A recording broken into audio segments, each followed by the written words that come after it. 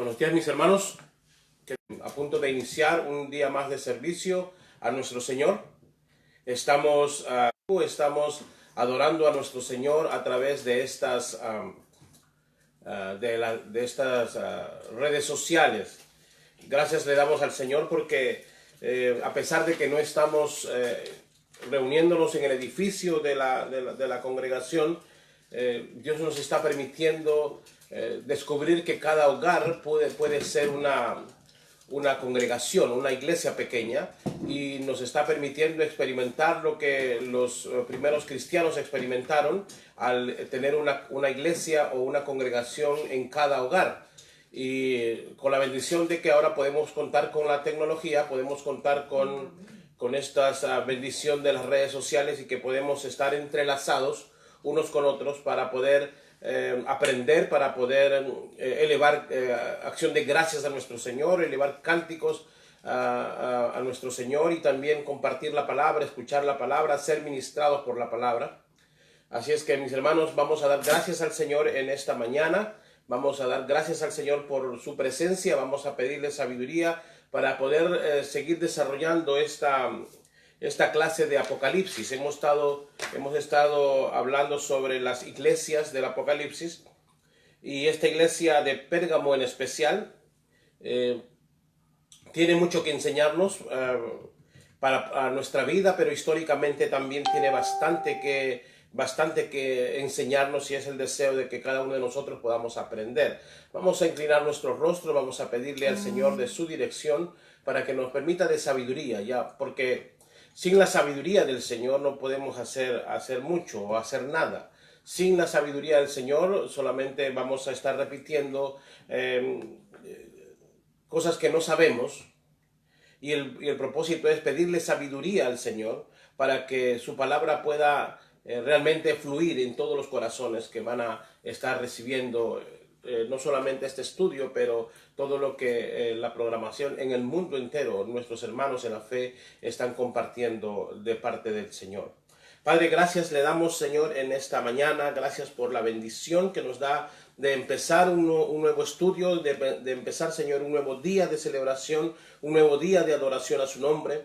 Gracias por la bendición, Señor, que nos está permitiendo realizar todas estas clases, estas enseñanzas, Señor, que tienen el propósito, Padre, de que podamos aprender, de que podamos recibir de parte suya, Señor, la exhortación que usted le hizo a su pueblo, Señor, en el Apocalipsis, aquellas iglesias del primer siglo, las mismas exhortaciones que el día de hoy nosotros necesitamos recibir, las mismas, Señor, el mismo consuelo, el mismo alimento. Y le pedimos, Señor, de su sabiduría para poder realizar, Señor, esta clase en esta mañana.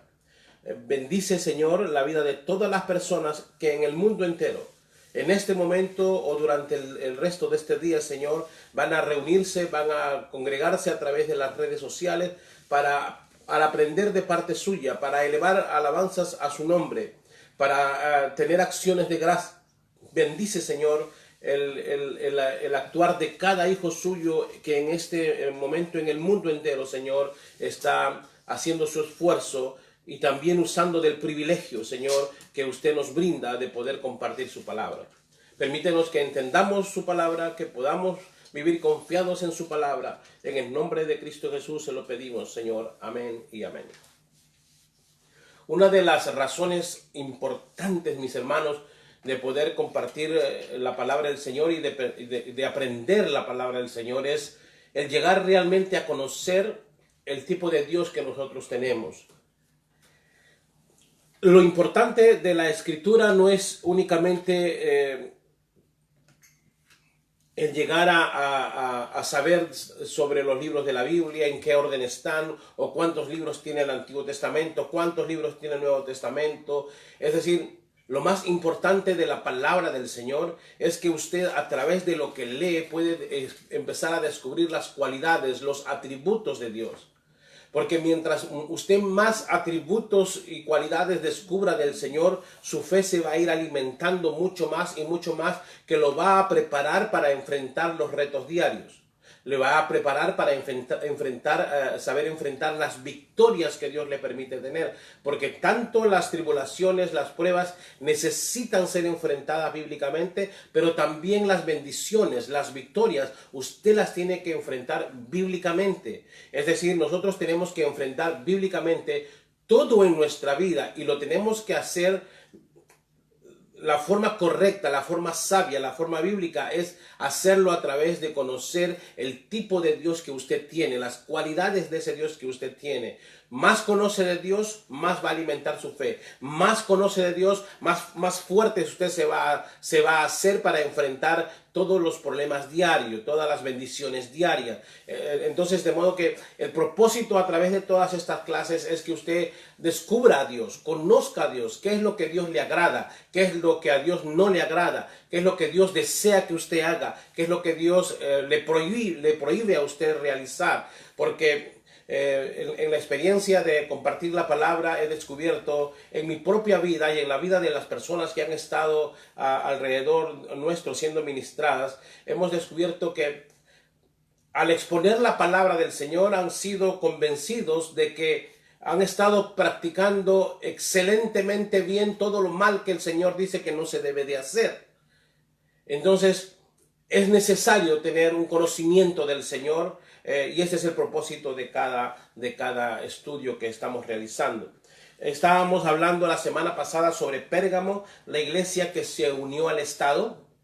El Señor empezó en el primer siglo, estas 7 iglesias existían como dijimos la semana pasada y hemos estado repitiendo todas estas semanas. Estas iglesias realmente existían en el siglo primero, cada una estaba localizada en el Asia y cada una de ellas estaba realmente enfrentando estas amenazas o estas victorias de acuerdo a cómo el Señor está refiriéndose a cada una de ellas. Sin embargo, también es una muestra de lo que la iglesia vivió a través de estos casi 2000 años de existencia. Y en relación a la iglesia de Pérgamo, vamos a leer lo que el Señor le dice y vamos a entender lo que está sucediendo con esta iglesia y qué es lo que llegó a suceder y qué puede seguir pasando el día de hoy con nuestras congregaciones.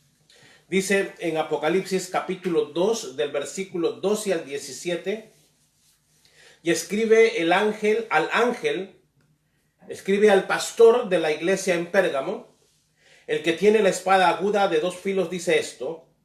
Está hablando el Señor, dice: yo conozco tus obras y dónde tú moras, donde está el trono de Satanás, pero retienes mi nombre. No has negado mi fe, ni aun en los días en que Antipas, mi testigo fiel, fue muerto entre vosotros, donde mora Satanás. Pero tengo unas pocas cosas contra ti, que tienes ahí a los que retienen la doctrina de Balaam, que enseñaba a Balac a poner tropiezo ante los hijos de Israel, a comer de cosas sacrificadas a los ídolos y a cometer fornicación. Y también tienes a los que retienen la doctrina de los nicolaitas, la que yo aborrezco. Por tanto, arrepiéntate, pues si no, vendré a ti pronto y pelearé contra ellos con la espada de mi boca. El que tiene oído, oiga lo que el Espíritu dice a las iglesias. Al que venciere, daré a comer del maná escondido y le daré una piedrecita blanca, y en la piedrecita escrito un nombre nuevo, el cual ninguno conoce sino aquel que lo recibe. Esto es la palabra del Señor en capítulo 2 de Apocalipsis, del versículo 12 al 17. Decíamos la semana pasada que esta iglesia estaba presentando desde el primer siglo la presencia de gente que estaba tratando de pervertir la iglesia naciente. Estaba luchando por al determinar o al desarrollar una doctrina errónea bíblica, una doctrina basada en sus propios deseos. Estaban animando al pueblo a pecar contra Dios, y hace una relación a la doctrina del profeta Balaam. Específicamente, a la semana pasada hablamos que Balaam fue en el capítulo 22 del Número hasta el capítulo 24 del Número, Les dije que si usted leía esto en esta semana, usted iba a encontrar las maneras como Balaam, por amor al dinero, empieza a buscar las maneras de cómo interceder y cómo hacer caer al pueblo de Israel al enfrentarlo a la guerra. Y el Señor lo confronta, el Señor lo reprende. Vimos cómo él empieza a espiritualizar su ambición y trata de decirle a la gente, y les dice a la gente: voy a tratar de hablar con el Señor, lo que Él me diga es lo que yo voy a hacer. El Señor le dice: tú ni siquiera necesitas orar para eso, porque mi voluntad tú la sabes. No se puede maldecir a mi pueblo, no se puede corromper a través de un soborno la intercesión tuya como profeta de Dios. De modo que él busca la forma de cómo el pueblo caiga, y se evita de que el consejo de él hace que evita que Israel vaya a la guerra, a una confrontación de cuerpo a cuerpo, pero les dice al rey Balac: utiliza a tus mujeres para que los hombres de Israel pequen contra el Señor. Provéles el placer, que tengan intimidad sexual, que empiecen a relacionarse con mujeres que Dios ha prohibido que se haga. Y el Señor, el pueblo cae. Por el consejo del profeta, el pueblo cae. Y el Señor manda una reprensión y 24,000 personas mueren por esa falsa forma o esa errónea manera del profeta inducir al pueblo al pecado. Esto estaba sucediendo en la iglesia de Pérgamo. Esto estaba pasando en la iglesia de Pérgamo. De modo que, pero también hablamos sobre la manifestación de los ídolos. La manifestación de los ídolos. La semana pasada nos hicieron una pregunta y dije que iba yo a averiguar sobre esa pregunta, sobre ese cuestionamiento. Una de las preguntas que nos hicieron la semana pasada fue ¿por qué la Iglesia Católica tiene el símbolo de la cruz de cabeza? Y nuevamente estuve revisando todo lo que la Iglesia Católica cree y tiene como simbología, y encontré algo muy interesante. La Iglesia Católica no tiene la cruz de cabeza como un símbolo oficial. Sin embargo, lo utilizó el Papa Juan Pablo II, lo utilizó en el año 2000, cuando en el sillón papal pusieron una cruz de cabeza. Pero frente al cuestionamiento que le hicieron a la Iglesia Católica, frente a lo que el Papa Juan Pablo II había permitido, la respuesta fue que ese es un símbolo no oficial, no para ser usado públicamente en las iglesias para que no se malinterprete, sino que fue usado únicamente para conmemorar el sacrificio de lo que ellos consideran su primer papa, que es el apóstol Pedro. Si ustedes recuerdan, durante el gobierno de Nerón, antes del 68, el apóstol Pablo y el apóstol Pedro fueron muertos bajo el emperador romano Nerón. El apóstol Pablo fue decapitado por Nerón y el apóstol Pedro fue condenado a morir crucificado. Sin embargo, él no quiso morir con la cabeza mirando. Él dijo que no era digno de morir de la misma manera que murió su Señor, y él pidió ser crucificado de cabeza. Entonces, en la crucifixión del apóstol Pedro, la cruz fue invertida y él murió de esa forma. De modo que la explicación que encontré y que dio la Iglesia Católica, la explicación oficial que la Iglesia Católica dio frente a ese evento de haber usado la cruz de cabeza, fue la forma como recuerdan la inmolación o la muerte de lo que ellos consideran, de quien ellos consideran su primer papa. Así que, dicho esto, la Iglesia Católica no tiene como un símbolo oficial la cruz invertida. pero sí llegué nuevamente a confirmar una vez más que la cruz invertida la utilizan los movimientos satánicos. Así que mis hermanos, si usted tiene alguna pregunta, puede hacerla. Si usted quiere hacer un comentario, está cordialmente invitado a hacerlo también. Así es que mire lo que dice en 1 Corintios capítulo 10, versículos 19 al 20. 1 Corintios capítulo 10, versículos 19 al 20. Mire lo que el apóstol Pablo dice con respecto a los ídolos. ¿Qué digo pues? ¿Que el ídolo es algo o que sea algo lo que se sacrifica a los ídolos? Antes digo que lo que los gentiles sacrifican, a los demonios lo sacrifican y no a Dios. Y no quiero que vosotros os hagáis partícipes con los demonios. ¿Por qué estamos diciendo esto? Porque la iglesia que representa esta era, la iglesia de Pérgamo, al unirse con el Estado, eso llegó a pasar, se oficializó en el año 325 durante el dominio del emperador Constantino, que él entregó, la historia dice que él sufrió un encuentro con el Señor, sufrió una conversión, y de modo que de la iglesia, al ser una iglesia perseguida, llegó a ser la iglesia oficial del imperio y nace la iglesia universal, y que en su significado significa iglesia católica. La iglesia universal significa católica. Universal es igual a católica. Eso es la traducción literal de universal. Católica, católica igual a universal. Es creada la iglesia universal en el año 325 por el emperador Constantino, cuando él declara la iglesia cristiana la religión oficial del imperio. Entonces todas las personas que estaban alrededor, que habían perseguido, habían sido cómplices del imperio por 3 siglos para perseguir a los cristianos, para buscar la muerte de los creyentes. Toda esa gente, en el momento de que la religión cristiana es declarada como la religión oficial del imperio, toda esa gente asume la religión cristiana como parte de ellos para no ser perseguidos por el imperio. Y entonces llegan a ser parte de la iglesia cristiana sin el requisito principal para llegar a ser parte del cuerpo de Cristo, que significa una conversión.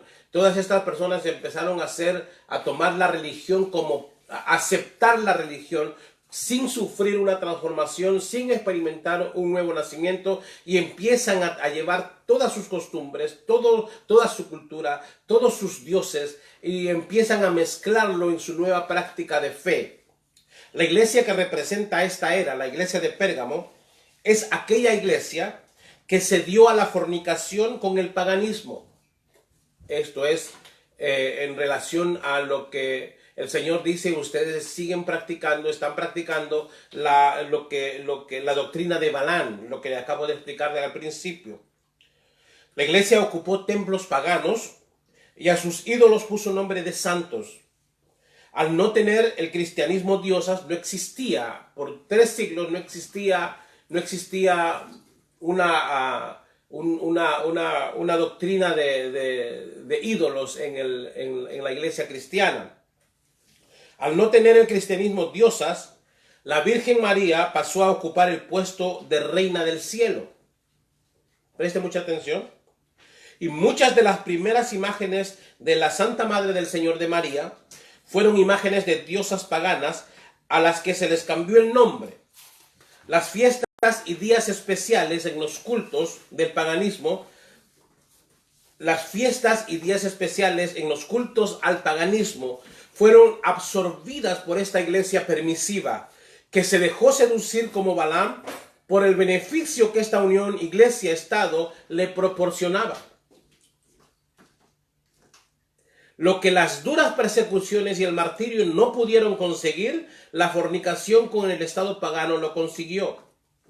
Y nosotros hemos tratado de explicar que Dios prohíbe expresamente en el 2º mandamiento de la ley, que es ley hasta el día de hoy para nosotros, son leyes morales de Dios, que no nos hagamos imagen de lo que hay en el cielo o en la tierra, o que nos postremos delante de ella y que la adoremos. Es una prohibición de parte de Dios. Hechos capítulo 17, versículo 29. Apunte, por favor. Hechos capítulo 17, versículo 29. Hechos capítulo 17, versículo 29. Dice así, y esto es palabra del Señor: siendo pues linaje de Dios, es decir, siendo nosotros hijos de Dios, de la línea de Dios, no debemos de pensar, dice el apóstol, no debemos de pensar que la divinidad sea semejante a oro o piedra, escultura de arte o de imaginación de hombre. No, nosotros como nacidos de nuevo, realmente como nacidos de nuevo, no podemos siquiera creer o pensar de que el Dios Todopoderoso, Dios Padre, Dios Hijo o Dios Espíritu Santo pueda ser reflejado a través de imágenes hechas de oro o de piedra o alguna escultura, porque es de la imaginación del hombre, nace de la imaginación del hombre, y es muy cierto. Y es muy cierto.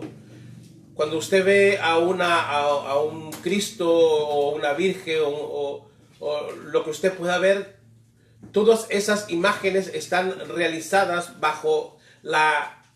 animados por la imaginación del ser humano, por la imaginación de aquel que lo hace. No son imágenes reales, no son imágenes que retratan realmente lo que la persona es o era. Y déjeme hacer un punto aquí, una aclaración. Porque se nos acusa a nosotros los cristianos de estar en contra de la Virgen María. Y quiero hacer una aclaración, por lo menos en nombre de lo que representa la Iglesia Cristiana Unida. Y si algunos o muchos de ustedes concuerdan conmigo, bendición. Pero la posición nuestra es, nosotros como creyentes, nosotros no estamos en contra de la Virgen María. Porque la Virgen María es una mujer histórica, es una mujer que existió, es una jovencita, según lo que relatan los evangelios y lo que se mencionó desde la antigüedad, porque la Virgen María es una promesa cumplida. Una jovencita que ha sido escogida, fue escogida por el Señor para poder hacer su arribo a este mundo. A ver, déjeme explicarle bien lo que quiero que entiendan sobre la Virgen María, sobre nuestra posición sobre la Virgen María, porque estuve en esta semana escuchando algunos comentarios como que si nosotros estuviéramos atacando a la Virgen María, pero la Virgen María es un personaje bíblico. Nosotros no atacamos al personaje bíblico, nosotros no atacamos a la mujer que Dios eligió por unas cualidades muy hermosas que esta muchacha presentó. Ella no fue elegida únicamente al azar. Ella mostró unas cualidades hermosas que toda mujer debe de imitar, que todo creyente debe de imitar. Lo que nosotros no aceptamos es la Virgen María que el catolicismo ha presentado, que es completamente diferente a la Virgen María que la Biblia, que los evangelios, aún los evangelios que se encuentran en la Biblia católica, muestran a una María completamente diferente a la María que ellos han presentado.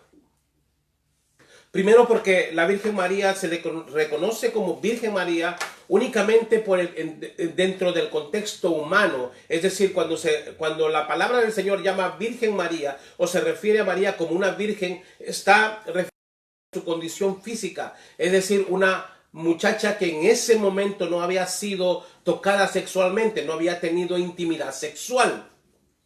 No está llevando ese concepto de virgen, no lo está relacionando con una divinidad, que es la doctrina que estamos nosotros en contra, porque desvirtúa, quita realmente esa doctrina de María de la Iglesia Católica, le resta méritos a la María histórica. Segundo, en el Antiguo Testamento y todavía en la práctica, cuando Jesucristo todavía no había ascendido, se relacionaba a una mujer que casada en el matrimonio no tuviera hijos. Se consideraba esa mujer como una mujer maldita de Jehová. Entonces, cuando se dibuja a una María completamente diferente a como la palabra del Señor quiere mostrarla, nosotros no aceptamos esa María que distorsiona la verdadera imagen de la María histórica y bíblica que encontramos en la palabra del Señor. Nosotros creemos en la Virgen María, claro que creemos en la Virgen María. Nosotros valoramos la entrega de esa muchacha, claro que sí. Es un ejemplo tremendo de lo que una mujer de Dios puede llegar a ser. Y es el ejemplo el día de hoy para muchísimas mujeres, pero también para muchísimos varones, en la fidelidad, en la entrega al Señor, en la dependencia completa del Señor. Dicho esto, sigamos adelante con la clase de la iglesia de Pérgamo. Dice la palabra del Señor, capítulo 2, versículo 14, pero tengo unas pocas cosas contra ti, que tienes ahí a los que retienen la doctrina de Balaam, que enseñaba a Balac a poner tropiezo ante los hijos de Israel, a comer de cosas sacrificadas a los ídolos y a cometer fornicación. Y también tienes a los que retienen la doctrina de los nicolaitas, la que yo aborrezco. Retienes la doctrina de los nicolaitas, la que yo aborrezco. Y mire que el Señor, vamos a ver sobre lo que significa la doctrina de los nicolaitas.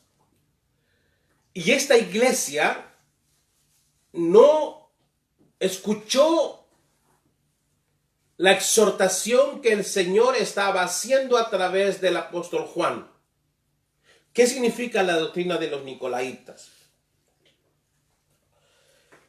Y aquí vamos a hablar sobre la introducción al sacerdocio en la iglesia. Es lo que sucedió.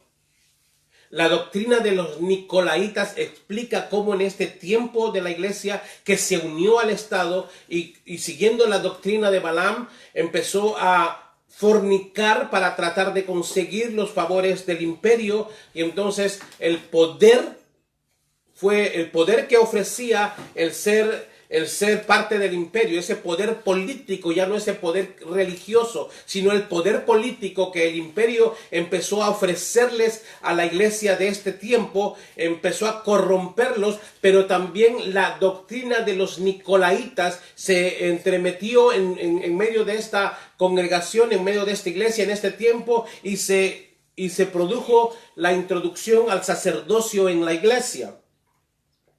Al mismo tiempo, el Señor advertía que otra falsa doctrina se aceptaba en la iglesia, la de los nicolaitas. Nicolaita significa conquistador de los laicos. Esos nicolaitas hacían gran diferencia entre los ministros y los creyentes. Esta exaltación injustificada del clero desembocó, entre otras cosas, en el sacerdocio católico. El Señor condena esa doctrina, ya que va en contra de las enseñanzas de las Escrituras. En el nuevo pacto no existen sacerdotes mediadores entre el pueblo y Dios. Todos los nacidos de nuevo son sacerdotes, dice la palabra. Todos podemos entrar directamente a la presencia de Dios, ya que el velo del templo fue rasgado tras el sacrificio de Cristo en la cruz, y todos ahora podemos entrar confiadamente en el lugar santísimo. ¿Cuál era la doctrina de los nicolaitas que estaba el Señor atacando en esta iglesia del primer siglo?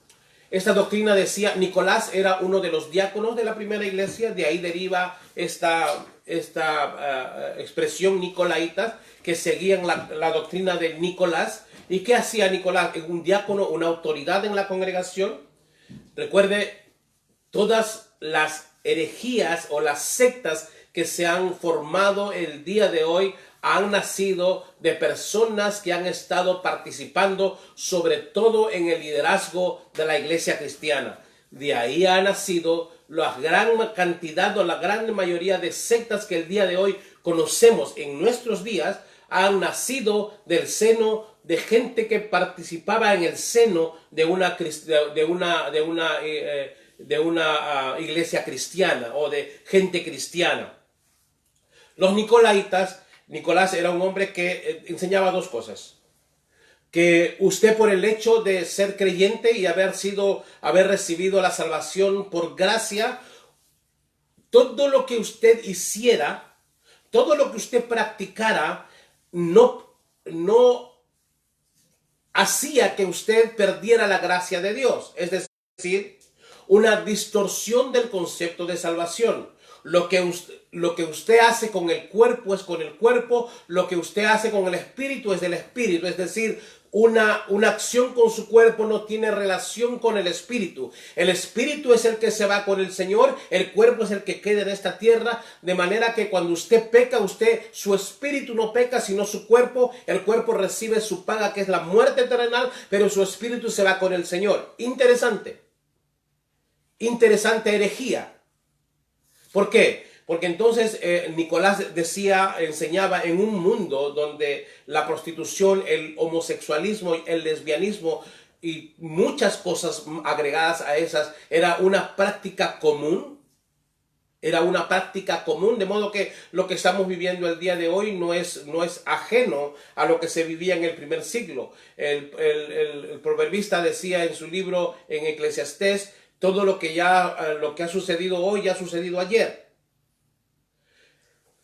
La doctrina de Nicolás enseñaba o permitía a la gente que podían tener relaciones sexuales fuera del matrimonio, podían tener relaciones sexuales él apoyaba la poligamia, él apoyaba los encuentros sexuales, las orgías, y para él no existía ningún problema porque eso lo hacía con el cuerpo, mas no con el espíritu. El día de hoy hay muchísima gente que le encantaría y le encanta practicar esa doctrina de los nicolaitas. Pero también este hombre empezó a decir: nosotros estamos interpretando correctamente la palabra del Señor y estamos enseñándoles a ustedes que no tienen la preparación suficiente para entender la palabra del Señor. Ahí nació o empezó a nacer desde esta primera iglesia lo que a la postre, en el tercer siglo, se convertiría en el sacerdocio, en la división de la iglesia entre yo tengo el conocimiento. Tú no puedes leer la Biblia sin que yo lo interprete.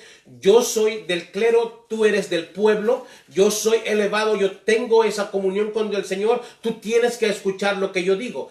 Ahí nace en el primer siglo, cuando el Señor exhorta a la iglesia de Pérgamo a rechazar a los que retienen la doctrina de Balaam, a confrontar a aquellos que empiezan a practicar la doctrina de los nicolaitas. No lo hacen, no lo confrontan, y en el tercer siglo esa doctrina de los nicolaitas se convierte en la base, y la doctrina de Balaam se convierte en la base para que la iglesia empiece a obtener el poder político y para que empiece la división y se instale el sacerdocio en la iglesia. Vamos a ver lo que dice en Hebreos capítulo 5, versículo 6. Perdón, Hebreos capítulo 10, versículos 19 y 20. Vamos a ver lo que dice Hebreos capítulo 10, versículos 19 y 20, con respecto al sacerdocio.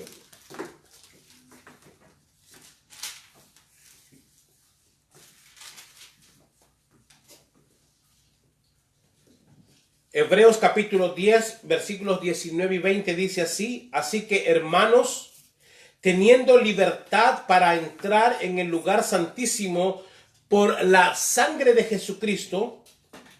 Así que, hermanos, teniendo libertad para entrar en el lugar por la sangre de Jesucristo, por el camino nuevo y vivo que Él nos abrió a través del velo, esto es, su carne, y teniendo un gran sacerdote sobre la casa de Dios, acerquémonos con corazón sincero, en plena certidumbre de fe, purificado los corazones de mala conciencia y lavado los cuerpos con agua pura. Apunte esta porción, por favor. Primera de Pedro, capítulo 2, versículo 9. Primera de Pedro, capítulo 2, versículo 9, dice así: Mas vosotros sois linaje escogido. Primera de Pedro 2:9. Mas vosotros sois linaje escogido. Cada creyente, mire cómo dice el Señor, cada creyente es real sacerdocio. Somos una nación santa. Somos un pueblo adquirido por Dios para que anunciemos las virtudes de aquel que nos llamó de las tinieblas a su luz admirable. Somos el pueblo de Dios, dice el apóstol Pedro. Al que nos amó y nos lavó de nuestros pecados con su sangre y nos hizo reyes y sacerdotes para Dios su Padre. A él sea gloria e imperio por los siglos de los siglos. Lo dice nuestro hermano Juan en Apocalipsis capítulo 1, versículos 5 al 6. Apunte por favor. Apocalipsis capítulo 1, versículos 5 al 6. Al que nos amó y nos lavó de nuestros pecados con su sangre. Y Él nos hizo, y Cristo nos hizo reyes y sacerdotes para Dios, su Padre. A Él sea la gloria, el imperio por los siglos de los siglos. Busquemos en Apocalipsis capítulo 5, del 9 al 10. Vamos a ver qué dice Apocalipsis capítulo 5, versículos 9 al 10. ¿Qué hora es, Esteban?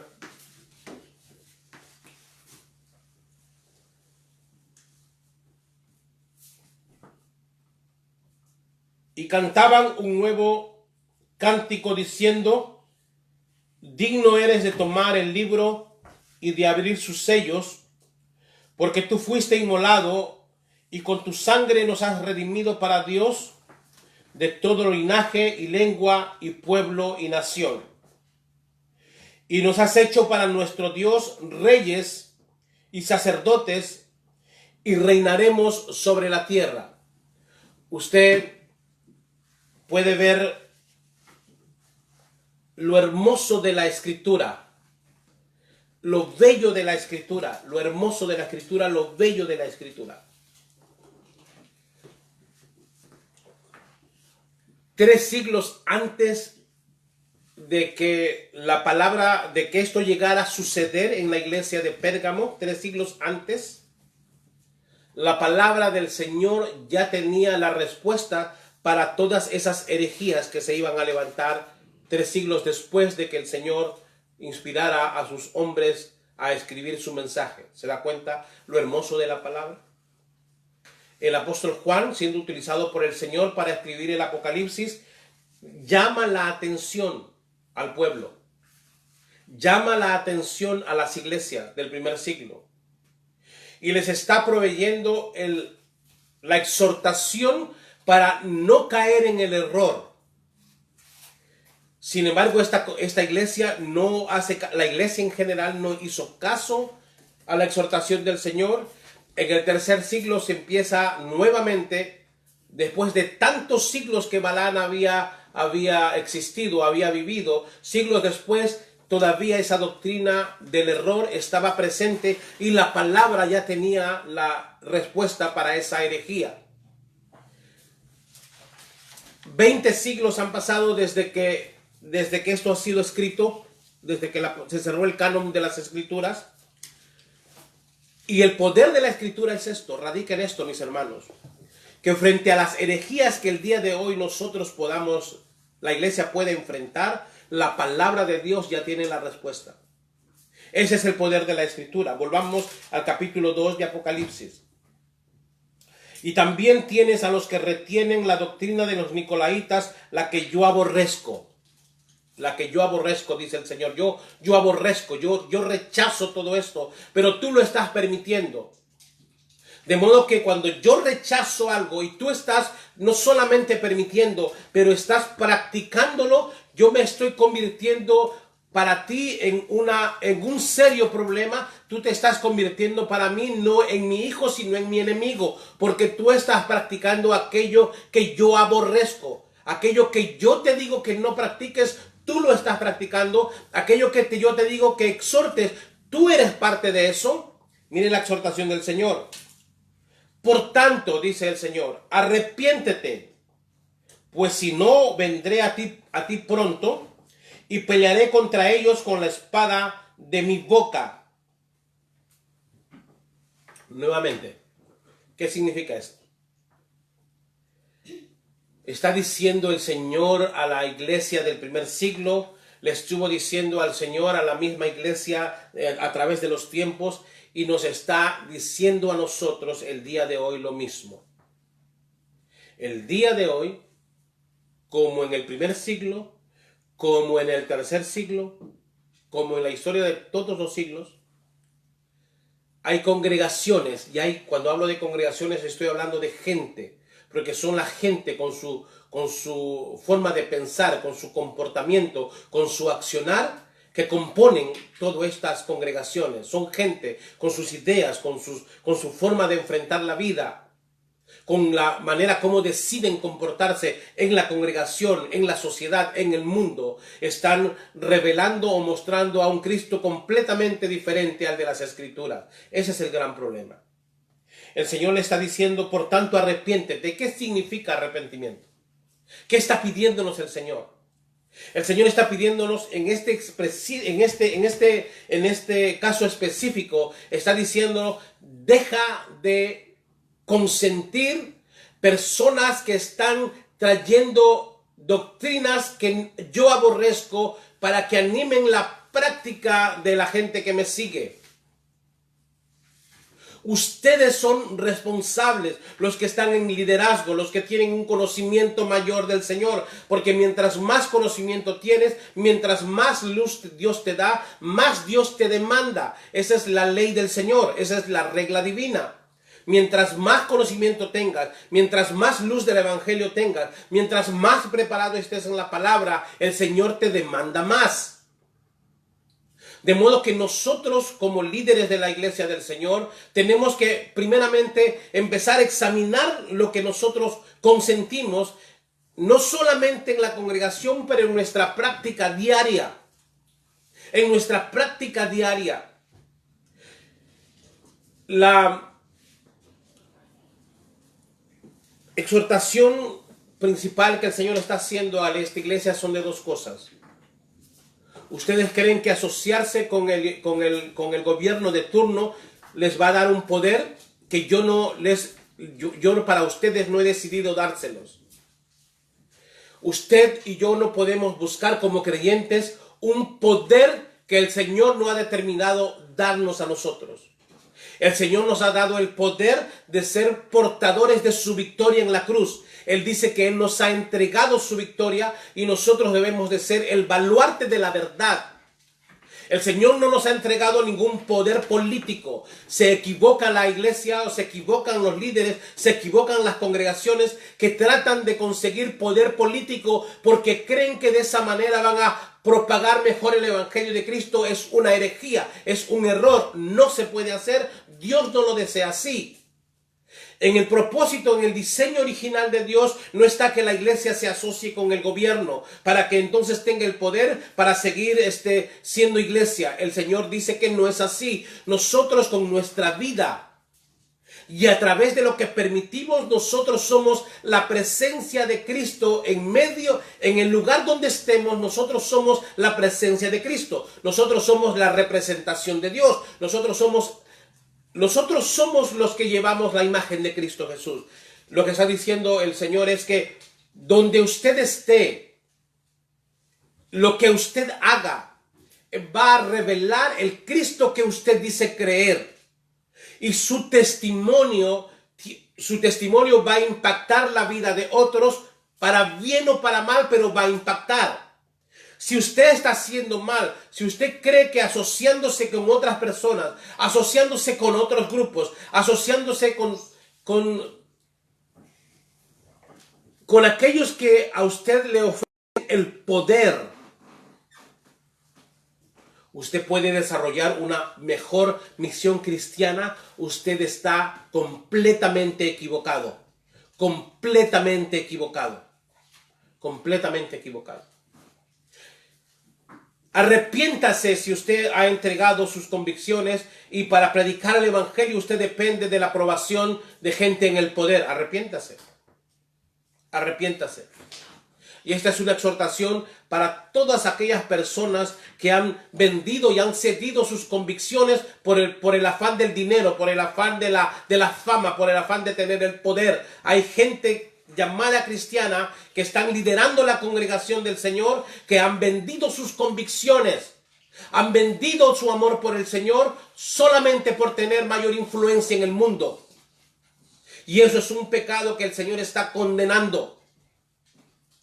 Por eso que hay diversos grupos el día de hoy que se acercan a los líderes en potencia, a los pastores con un ministerio en potencia, para ofrecerles la propagación de su ministerio, hacer poderoso su ministerio. Sin embargo, empiezan a editarle el contenido que tiene que predicar. Pero no te molestes por eso, porque vas a tener fama, vas a tener fortuna, vas a ser reconocido. Y créame que sé por qué se lo digo. Créame que sé por qué se lo digo. El Señor no busca ese tipo de compromisos. Tampoco compromisos con la inmoralidad, que es lo que esta iglesia había permitido. Tampoco compromisos con la inmoralidad.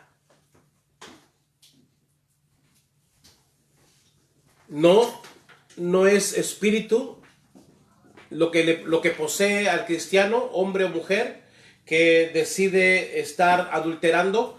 No son espíritus. Es su moral caída. No es una debilidad. Cuando un hombre se esconde, espera que su mujer se duerma para que él pueda ir a escondidas, abrir su teléfono y empezar a ver páginas que un creyente no debe de visitar. No es una debilidad psicológica que usted esté frente a su computadora y busque los momentos que usted considere donde nadie lo ve, y usted es un creyente, usted es un líder, usted es un pastor, usted es un siervo del Señor, una sierva del Señor, para empezar a ver páginas que no debe de ver. No es una debilidad el que usted tome su teléfono y, teniendo su esposa, estando comprometido, usted empiece a mandar mensajes subidos de tono a otras personas. No es debilidad que usted tome su celular y empiece a mandar a las hermanas canciones románticas y luego se excuse diciendo que se equivocó, que era para su esposa. No es verdad, eso no es debilidad, eso es pecado. Eso es aberración delante del Señor. El Señor aborrece aquello, el Señor rechaza aquello. Si la práctica de los altos valores morales no empiezan con nosotros como creyentes, ¿dónde van a empezar? Recuerde que eso es lo que el Señor está diciendo. Por tanto, arrepiéntete, pues si no, vendré a ti pronto y yo voy a pelear contra ellos con la espada de mi boca, contra todas las personas que están practicando aquello. Yo voy a pelear. ¿Y cómo voy a pelear? Con la espada de mi boca, con la autoridad de la palabra. Por eso que nosotros debemos de ser personas que amemos la palabra. ¿Se da cuenta el valor de la palabra del Señor? Lo importante que es la palabra del Señor. Lo necesario que es conocer la palabra del Señor. Usted aquí usted encuentra todo lo que usted necesita para enfrentar las herejías o los errores doctrinales el día de hoy, el día de mañana. Y si si el Señor Jesucristo tarda en regresar, de acuerdo a nuestro calendario, tarda en regresar otros 100 o 200 años, en 100 o 200 años, esta misma palabra va a tener la autoridad y la fuerza para contrarrestar las herejías del momento, las herejías de su tiempo. Pero se necesita de hombres y mujeres que amemos este libro, que conozcamos este libro, no solamente para rechazar la doctrina porque debemos de hacerlo, porque debemos de cuidar al prójimo, sino también para que nosotros no seamos exhortados por el Señor de una forma directa. No nos convirtamos en enemigos de Dios, no porque no practiquemos, sino porque lo permitamos dentro de la práctica de la congregación. Esa es la exhortación. Usted puede decir, no, pero eso yo no lo estoy haciendo. Eso lo está diciendo fulano, eso lo está haciendo mengano. Pero si usted está en la capacidad de confrontar y está en la autoridad y en el deber de confrontar y no lo hace, usted es cómplice. Eso es lo que está enseñando el Señor. El que tiene oído, oiga. Dame la hora, por favor. lo que el Espíritu dice a las iglesias. Al que venciere, daré a comer del maná escondido. ¿Qué es el maná escondido? La promesa del Señor para que nos dé la misma esencia de Cristo, para que nosotros podamos participar de la misma esencia de ese Cristo glorificado. Esa es la bendita promesa que nos hace el Señor. Al que tiene oído, oiga lo que el Espíritu dice a las iglesias. Al que venciere, daré a comer del maná escondido, y le daré una piedrecita blanca, y en la piedrecita escrito un nombre nuevo, el cual ninguno conoce sino aquel que lo recibe. Es hermoso esta promesa del Señor. ¿Qué es una piedrecita blanca? La piedrecita blanca se usaba en el primer siglo para los competidores que lograban su propósito. Era el premio, era el galardón que se le entregaba a un atleta que llegaba y vencía en una competencia. Era una pequeña piedrecita blanca, no tengo los detalles, sé que la historia dice de qué lo hacían y de qué estaba compuesta y de qué tamaño era. No es mi intención entrar en esos detalles, solamente lo que es importante era un símbolo de victoria. Al final de toda su carrera, de todos los obstáculos y las vallas que el atleta enfrentaba a lo largo de su competencia, cuando la persona llegaba a vencer, llegaba a cruzar la línea y se declaraba que había acabado la competencia, se le entregaba una piedrecita blanca. Y le daré una piedrecita blanca, y en la piedrecita escrito un nombre nuevo, el cual ninguno conoce sino aquel que lo recibe. Está hablando de los galardones que usted va a recibir y que solamente usted va a llegar a reconocer cuando el Señor, cara a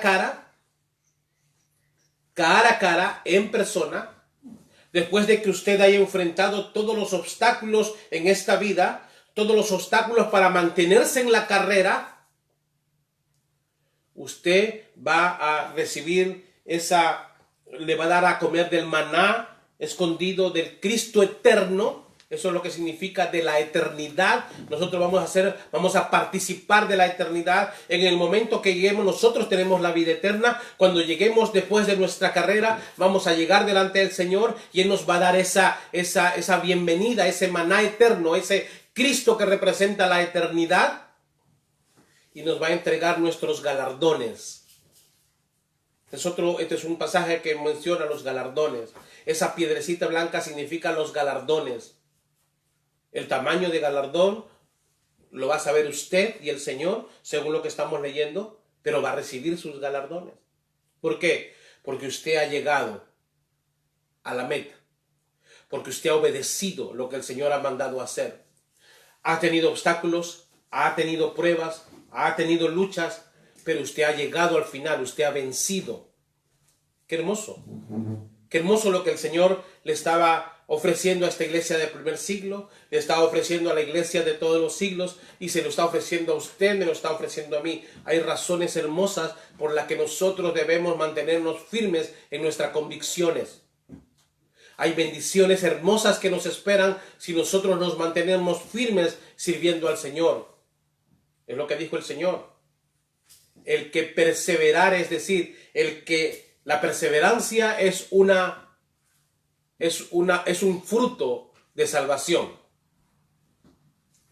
El que perseverare hasta el final, ese es el salvo.